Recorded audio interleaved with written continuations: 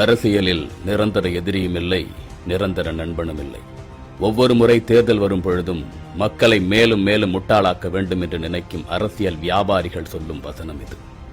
இதில் என்ன கொடுமை என்றால், பல ஆண்டுகளாக இதனை காதில் கேட்டு கேட்டு நாமும் இதனை தவறே இல்லை என்று ஏற்றுக்கொள்ளும் மனோநிலைக்கு வந்துவிட்டோம். பொதுவாக அரசியல்வாதிகளின் பலமே இதுதான். தவறான தத்துவங்களை கூட இதமாக பேசி நம்மை நம்பும்படி செய்து விடுவார்கள். நாமும் அதை நம்பிக்கொண்டு அவர்கள் பின்னால் ஓடுவோம்.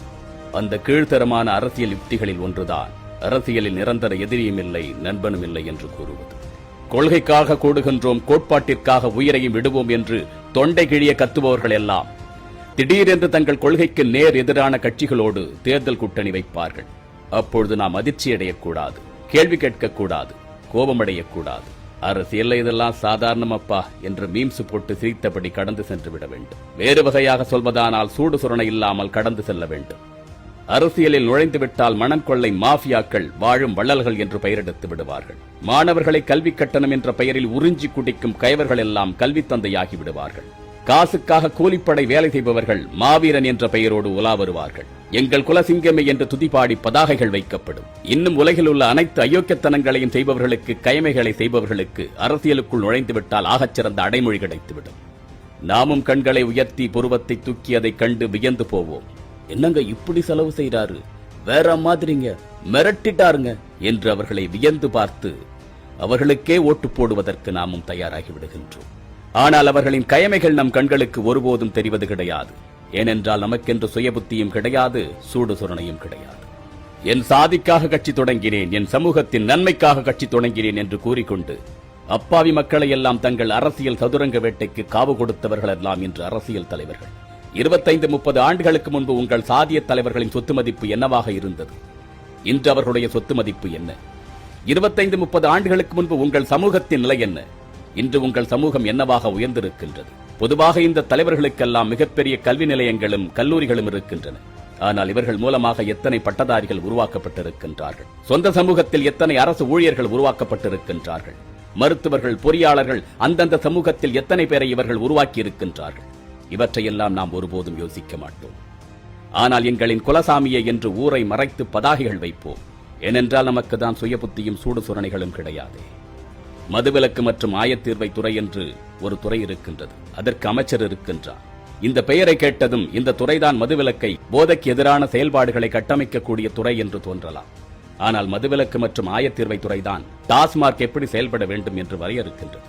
எப்படியெல்லாம் வணிகம் செய்ய வேண்டும், எதையெல்லாம் செய்ய வேண்டும், எதையெல்லாம் செய்யக்கூடாது என்று தாய்வுள்ளத்தோடு டாஸ்மார்க்கை அதுதான் கட்டுப்படுத்துகின்றது.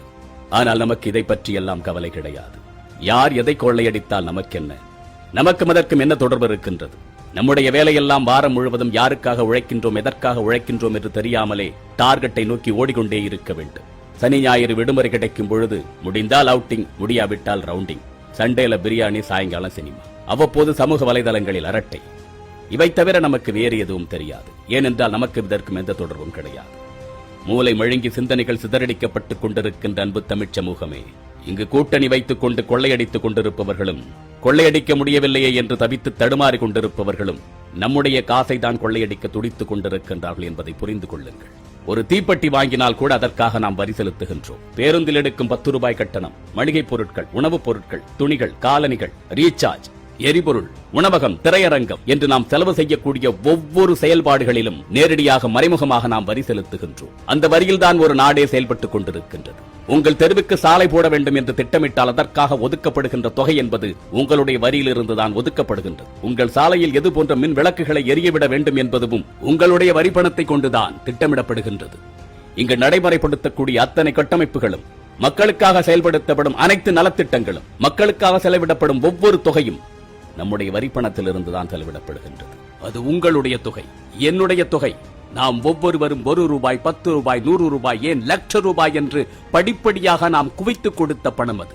10 காசு தொடங்கி பல லட்சம் வரை நாம் செலுத்துகின்ற வரித்தொகை.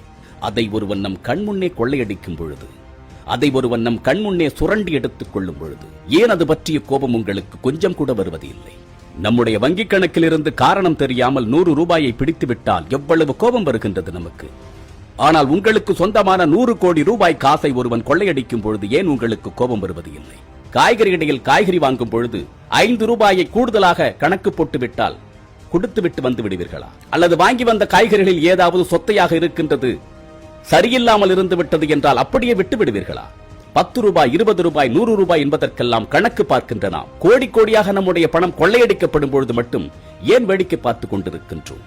இதையெல்லாம் நாம் பேசத் தொடங்கினால், இதை பற்றி நாம் கருத்து தெரிவித்தால், எந்த அனுபவமும் எதை பற்றிய சிந்தனையும் இல்லாத ஒரு மனிதரை கொண்டு வந்து அவருக்கும் ஒரு வாய்ப்பு கொடுப்போமே என்று பெருந்தன்மையாக கூறுகின்றீர்கள். அறிவில்லை நமக்கு? ஒரு ஆட்சி அதிகாரத்தை ஒருவருக்கு கொடுப்பது என்பது அவ்வளவு சுலபமாக போய்விட்டதா உங்களுக்கு? 2 குழந்தைகள் விளையாடி கொண்டிருக்கும் பொழுது அவர்கள் கையில் ஒரு மிட்டாயை கொடுத்து தம்பிக்கும் கொஞ்சம் புட்டுக்கொடு என்று கூறுவோமே, அது போன்றா? யாரை வேண்டுமானாலும் அரசியல் அமரச் செய்யலாம், போவோர் வருவோரையெல்லாம் சிம்மாசனத்தில் அமரச் செய்து அழகு பார்க்கலாம். அவர்கள் தன்னுடைய சுயலாபத்திற்காக எதை வேண்டுமானாலும் செய்து தன்னுடைய சுற்றத்தார்கள், உறவினர்கள், நண்பர்கள், கட்சிக்காரர்கள் அத்தனை பேரும் சம்பாதித்துக் கொள்வதற்கான வாய்ப்புகளை ஏற்படுத்திக் கொள்ளுவார்கள். 5 ஆண்டுகள் போன பிறகு மறுபடியும் நாம் புலம்பிக் கொண்டிருப்போம். அரசியலில் யாரை தேர்ந்தெடுக்க வேண்டும் என்பதற்கு முன்பாக அரசியல் என்றால் என்ன என்று புரிந்து கொள்ளுங்கள். நம்மை சுற்றி என்ன அரசியல் நடக்கின்றது என்பதை தெரிந்து கொள்ளுங்கள். இங்கு நடைமுறைப்படுத்தப்படும் ஒவ்வொரு அரசியலும் நமக்கு எதிராக எப்படியெல்லாம் காய் நகர்த்தப்படுகின்றது என்பதை கவனமாக உன்னித்து உணருங்கள். நன்றாக கண்களுக்கு தெரிவதெல்லாம் நன்மைகள் கிடையாது. நன்றாக பேசுபவர்கள் எல்லாம் நல்லவர்களும் கிடையாது. ஒவ்வொன்றையும் உற்று நோக்குங்கள். யாருக்காகவோ அல்ல, உங்களுக்காக, உங்களுடைய எதிர்காலத்திற்காக, உங்கள் பிள்ளைகளின் தலைமுறையின் நன்மைக்காக சரியானதை தேர்ந்தெடுப்பதெல்லாம் பார்க்கலாம். எது சரி என்பதை புரிந்து கொள்வதற்கு முயற்சி செய்யுங்கள். சந்திப்போம். தமிழனாய் பிறந்தேன் என்ற பெருமையுடன் விஜய் சீதாராமன்.